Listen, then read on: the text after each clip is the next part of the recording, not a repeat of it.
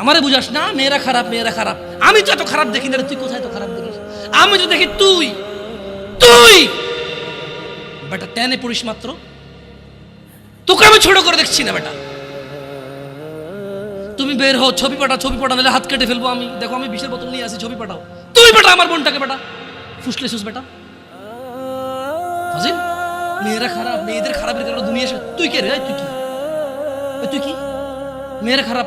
শোন, আমাদের গ্রামে প্রবাদ আছে, ধর্মীয় কথা না এটা। এখন যেটা বলছি এটা প্রবাদ, এটা ধর্মীয় কথা না। কোনো মেয়ের যদি একবার হাঁটুর উপরে কাপড় ওঠে আর নামে না বেটা। তুই উঠাইছস হাঁটুর উপরে কাপড়, ও উঠায়নি।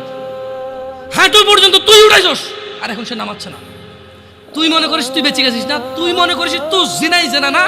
না বেটা, ও তোর সাথে জেনা করেছে, এরপরে তোকে বাদ দিয়ে আরেকজনের সাথে করবে, আরেকজনের সাথে করবে।